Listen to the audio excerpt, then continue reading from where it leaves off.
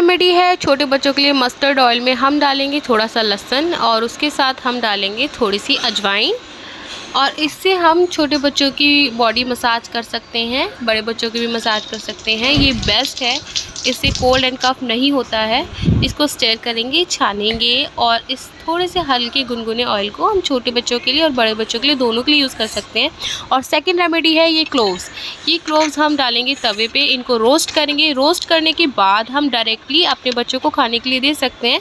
इससे भी cold and cough control होता है। बिलीव मी, जब मेडिसिन काम नहीं आती ना तब ये काम आता है। और सेकंड थिंग, अगर आपके बच्चे बहुत छोटे हैं, आप उन्हें नहीं खिला सकते तो आप उनके साथ रख सकते हैं।